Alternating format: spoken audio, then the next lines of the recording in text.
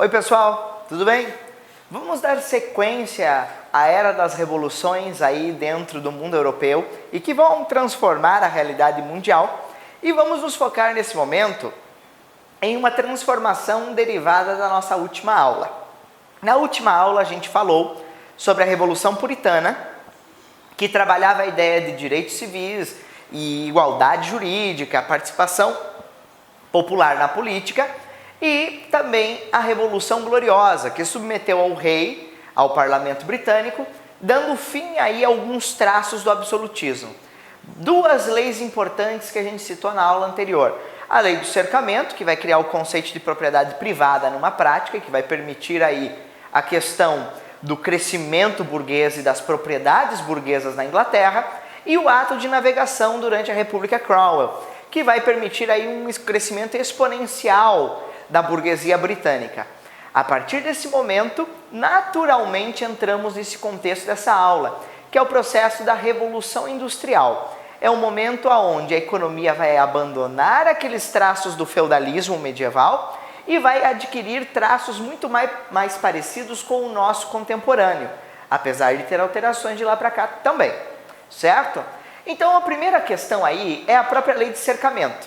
Na lei de cercamento, o sujeito podia comprar a propriedade, passava a ser dele. Só que vamos relembrar um pouco. Na questão feudal, existia a vida vinculada ao campo por meio de uma servidão. Então você tinha um número muito grande de campesinos para fazer toda a questão agrícola, e a partir daí você tinha o rendimento do lorde feudal. Agora, nesse novo sistema, essa propriedade cercada, eu não preciso de tanta gente ali. Até porque, junto nesse processo de revolução industrial, vai começar a haver um processo de desenvolvimento científico, e que também vai ligado aí às questões da reforma e do renascimento que discutimos em aulas anteriores. A partir daí, você tem um grande êxodo rural e uma superlotação nas cidades britânicas. E vamos contextualizar aí para você tentar entender como esse boom é muito grande.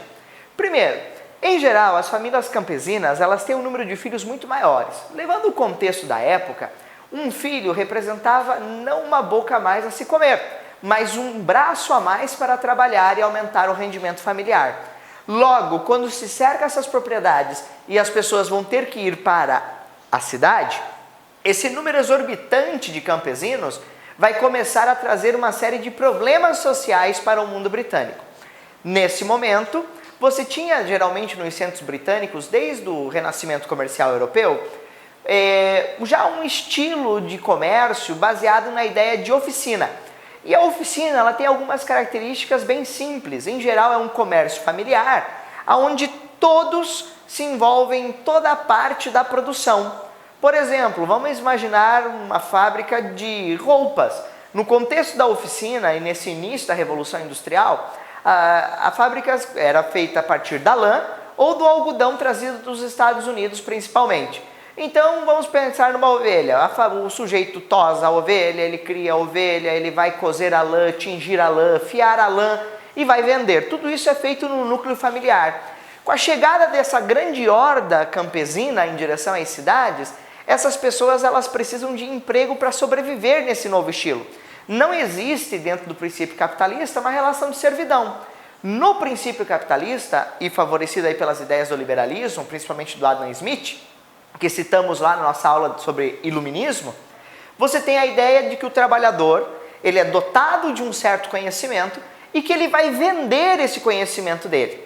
A partir daí, eu passo a pagar pelo que o trabalhador sabe fazer. Nesse contexto de transformação, que foi muito rápido e agressivo nesse contexto britânico, essas pessoas que saem do campo e vão para a cidade, elas não dominam conhecimentos técnicos ou mecânicos ou científicos. Elas tinham uma vida no campo, elas precisavam saber plantar, colher, armazenar. Agora na cidade, o ritmo é diferente. E a partir daí, começa a surgir as configurações das primeiras fábricas. E nessas fábricas, em geral, a vida do trabalhador era um pouco complicada. Por quê? Porque essas pessoas, precisando sobreviver, elas vão aceitar absolutamente qualquer coisa que se ofereça a elas.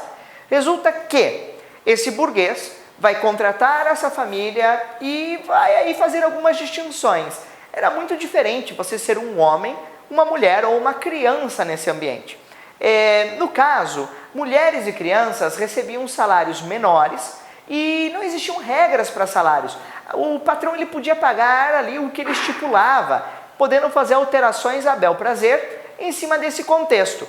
A partir daí, você vai ter um ditado que hoje é um pouco diferente, a gente brinca e você já deve ter ouvido: mais fácil do que roubar doce de crianças. Na época, o ditado era um pouco diferente, era mais fácil do que pagar com doce uma criança. E em geral, as crianças tinham um papel bem importante dentro das fábricas, que envolvia a manutenção das máquinas. Por quê? Crianças são pequenas, delicadas, e se eu tiver algum problema no maquinário, eu boto elas dentro da máquina ou para fazer a manutenção da máquina, o que resultava aí em uma série de esforços que não condizia com a infância, podendo gerar problemas crônicos como deficiências ou acidentes de trabalho.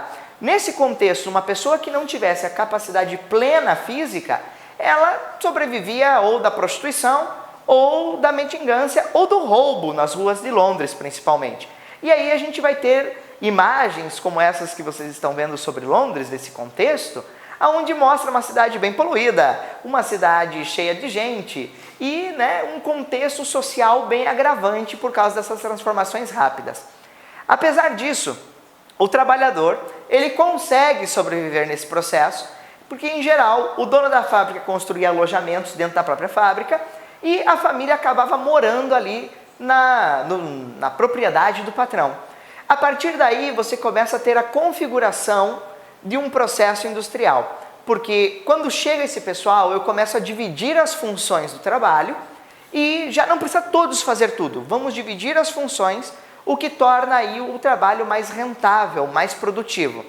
Com o desenvolvimento científico desse contexto, aprendeu-se a usar o carvão e as máquinas a vapor surgem, junto com o uso do aço.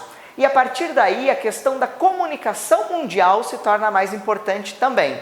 Com o uso do carvão e do aço, você vai ter a criação de ferramentas como a locomotiva, como navios a vapor.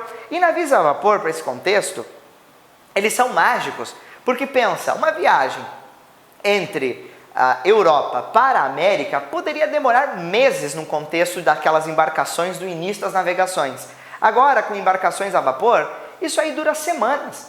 Ademais, elas são mais resistentes e elas conseguem carregar mais peso. Logo, esse desenvolvimento científico vai alterar até mesmo o ritmo humano. A gente vai deixar de viver naquele tempo natural, que é o que se vive no campo, o sol, o tempo, as estações do ano, e vamos passar a viver num tempo mecânico, dominado pelo relógio. E a partir daí, se reconfigura toda a sociedade em cima disso.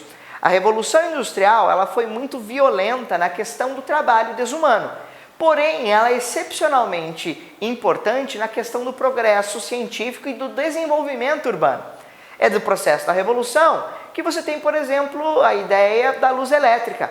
E isso é algo importantíssimo para a atualidade. De primeiro momento, a ideia da luz elétrica é muito importante porque ela permite turnos de trabalhos noturnos. E isso vai favorecer o uso dessas pessoas que estão chegando sem opção porque foram expulsas do campo, para esse contexto urbano a partir desse momento. A partir daí começam a surgir vários problemas e a gente vai ter as primeiras ondas de protestos com respeito aos trabalhadores. Com o passar do tempo, vários trabalhadores vão fundar movimentos e vão tentar começar a negociar no parlamento britânico a questão de direitos ou de pelo menos regras que limitassem o abuso de trabalho. As histórias são bem aberrantes. Por exemplo, mulheres trabalhando grávidas vão parir o seu filho, algumas horas depois elas voltam ao trabalho já com o filho no colo. Ou então jornadas de trabalho que iam de 10 a 16 horas por dia. E nesse ritmo de vida, o desgaste era muito grande e a questão da expectativa de vida muito baixa. Principalmente se você fosse um minerador desse contexto. Você tem vários filmes da época, como por exemplo Germinal, ou outros filmes britânicos que vão ilustrar a questão do trabalhador britânico e do trabalhador francês nesse processo da indústria, mostrando aí a desumanidade nesse contexto, o lucro em cima da exploração.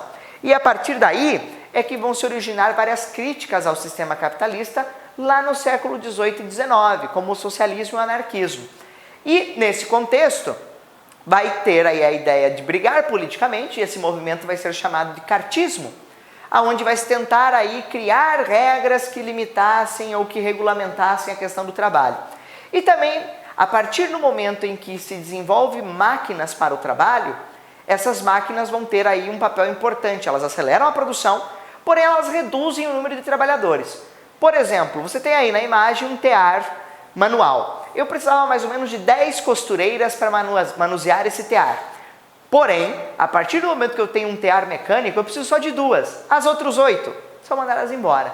A partir desse momento que começa a se industrializar, e a indústria é literalmente a divisão do trabalho e a mecanização do trabalho, você vai começar a ter movimentos um pouco mais violentos, como o ludismo. E o ludismo era literalmente um movimento de quebra tudo. Ah, a gente vai perder o emprego por causa das máquinas? Simples, vamos quebrar as máquinas, vamos queimar a fábrica, vamos forçar o nosso patrão, por meio da força, a atender às nossas reivindicações. A partir daí, isso vai se alastrar para o mundo inteiro. Primeiro primeiro Inglaterra, depois a França, seguindo Estados Unidos, e a partir daí nós entramos em um mundo como o nosso, que é totalmente industrializado aí por grandes potências. Certo, meus queridos? Então ficamos por aqui e nos vemos na próxima aula.